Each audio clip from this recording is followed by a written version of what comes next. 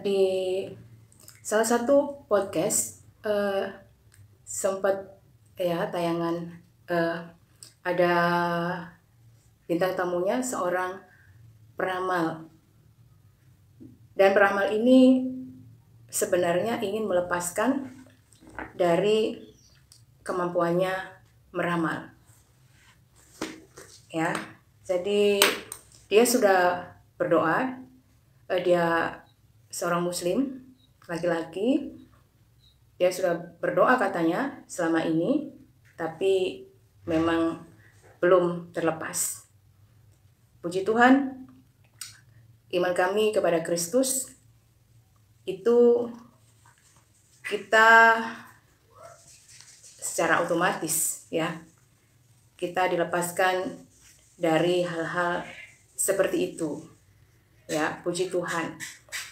Nah, seperti yang ada dalam Ulangan 18 ya, coba saya bacakan ya. Ayat 10, di antaramu janganlah didapati seorang pun yang mempersembahkan anaknya laki-laki atau anaknya perempuan sebagai korban dalam api. Ini berhubungan dengan hal-hal yang berhubungan dengan tumbal ya, yang sepertinya memang masih melekat di masyarakat Indonesia ya, tentang hal seperti ini. Ataupun seorang yang menjadi petenung ya, seorang peramal, seorang penelaah, seorang penyihir. Yang 11, seorang pemantra, ataupun seorang yang bertanya kepada arwah atau kepada roh peramal. Nah, ini bertanya kepada arwah ini masih banyak tayangan-tayangan mediumisasi ya. Jadi seolah-olah mengundang roh-roh orang mati. Sementara dalam keyakinan beragama kami orang Kristen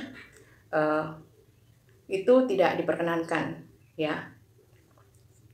Kemudian atau kepada roh peramal atau meminta petunjuk kepada orang-orang mati. Nah, ini memanggil, menarik, sukma, istilahnya seperti itu ya. Mereka menggunakan istilah seperti itu untuk ditanya-tanyai, untuk berjumpa dengan keluarganya ya, yang kangen katanya ya. Sebab setiap orang melakukan hal ini adalah kekejian bagi Tuhan ya. Tuhan gak suka, dan oleh karena kekejian-kekejian inilah Tuhan Allahmu menghalau mereka dari hadapanmu. Sangat ngeri ya kalau Tuhan sudah menghalau kita, kalau kita melakukan hal-hal seperti ini. Haruslah engkau hidup dengan tidak bercela di hadapan Tuhan Allahmu. Nah, ada kisah juga kan dalam Perjanjian Baru tentang Simon si peramal, penyihir ya, yang Simon Magus atau siapa ya, dalam Kisah Para Rasul 8 ya, 9 sampai 24.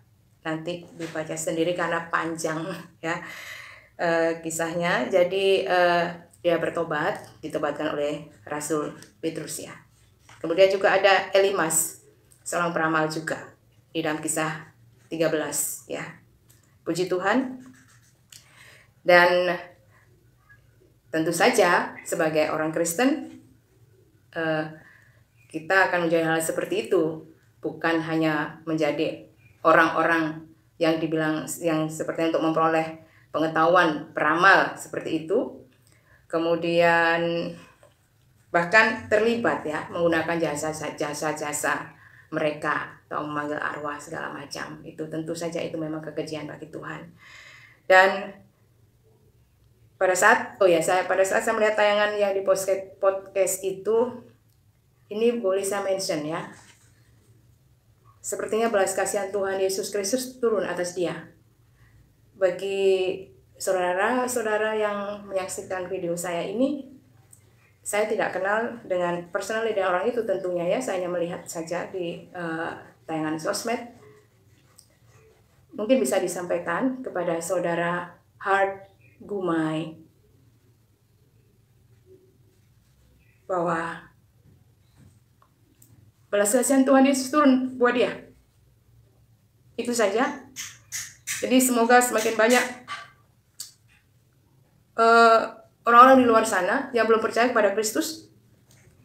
Tuhan Yesus sedang memanggil. Tuhan Yesus sedang memanggil.